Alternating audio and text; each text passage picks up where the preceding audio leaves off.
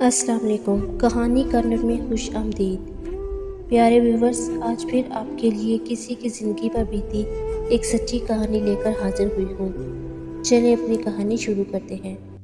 ہوا میں موجود خزاں کی ہلکی سی ہنکی تھی، درختوں سے گرتے پتوں کی سرسراہٹ کے ساتھ وہ پرانی گلی بھی جیسے کوئی پرانا دکھ دہرا رہی تھی۔ گلی کے نکڑ پر موجود پرانا ہستہ حال مکان وقت کی بے رحمی کی گواہی دے رہا تھا۔ یہی وہ مکان تھا جہاں افشاں نے اپنی زندگی کے سب سے خوبصورت اور سب سے دردناک لمحے گزارے تھے۔ اب 50 سال بعد وہ ایک بار پھر اسی دروازے پر کھڑی تھی۔ اس کے سفید بال، جھریوں سے بھرا چہرہ اور لرزتے ہاتھ اس کی عمر اور گزرے وقت کی کہانی سنا رہے تھے۔ دروازے پر لگا پرانا تالا اس کے بچپن کی یادوں کی طرح زنگ آلود ہو چکا تھا۔ اس نے آہستہ سے تالا چھوا، جیسے ماضی کو چھونے کی کوشش کر رہی ہو۔ تم یہاں کیوں آئی ہو؟ ایک کھردری آواز نے اس کی سوچ کا تسلسل توڑا۔ یہ دروازے کے قریب رہنے والے ایک بوڑھے پڑوسی کی آواز تھی۔ افشاں نے دھیمی آواز میں کہا، یہ میرا گھر تھا۔ بوڑھا چونک گیا۔ تم افشاں ہو؟ وہی جو 50 سال پہلے اچانک لاپتہ ہو گئی تھی؟ افشاں نے اس بات میں سر ہلایا۔ آنکھوں سے بہتے آنسو ضبط کے بندھن توڑ چکے تھے۔ افشاں ایک چھوٹے مگر خوشحال گھرانے میں پیدا ہوئی تھی۔ اس کے والد ایک استاد تھے اور ماں گھریلو خاتون۔ ان کے چھوٹے سے گھر میں محبت، عزت اور اصولوں کا راج تھا۔ افشاں بچپن سے ہی ایک حساس اور باادب لڑکی تھی، پڑھائی میں بھی نمایاں اور اخلاق میں بھی اعلیٰ۔ اس کی دوستی ہمسائے کے ایک لڑکے فرحان سے تھی۔ وہ دونوں بچپن سے ساتھ کھیلتے، ساتھ پڑھتے اور ساتھ خواب بنتے۔ وقت گزرتا گیا اور بچپن کی معصوم دوستی رفتہ رفتہ محبت میں بدل گئی۔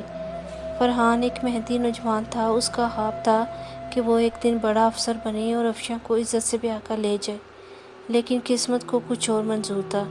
جب افشاں کی عمر 16 سال ہوئی، ایک دن گھر میں رشتہ آیا۔ لڑکا بیرون ملک مقیم تھا، عمر میں افشاں سے 10 سال بڑا مگر خاندان خوشحال۔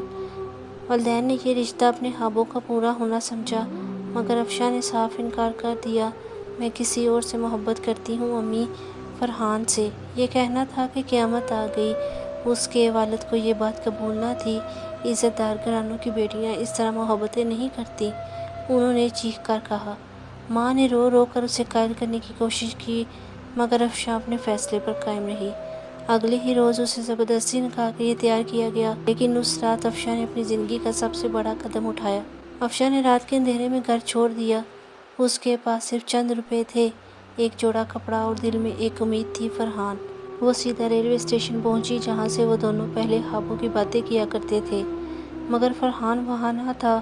وہ شہر چھوڑ چکا تھا، اس کا تبادلہ ہو چکا تھا۔ اب افشاں تنہا تھی، نہ سر پر ماں باپ کا سایہ، نہ محبوب کا ساتھ۔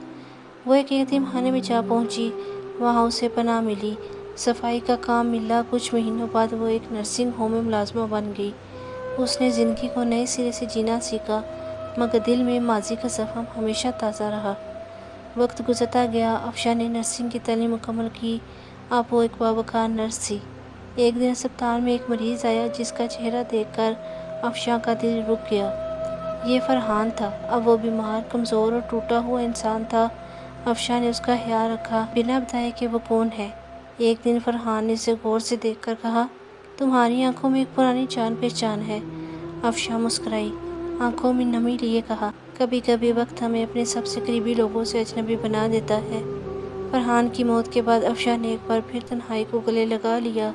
اس کی کوئی اولاد نہ تھی، نہ شوہر، نہ رشتہ دار، بس یادیں تھیں اور کچھ پرانے خطوط۔ اب 50 سال بعد وہ اسی گلی میں آئی تھی جہاں اس کی کہانی شروع ہوئی تھی۔ بوڑھے پڑوسی نے اسے پہچان کر گلے لگا لیا۔ تم نے ہم سب کو رلا دیا تھا۔ تمہارے والد تمہارے بعد چند ہی ماہ میں دنیا چھوڑ گئے۔ ماں پاگل ہو گئی تھی۔ افشاں خاموشی سے سنتی رہی۔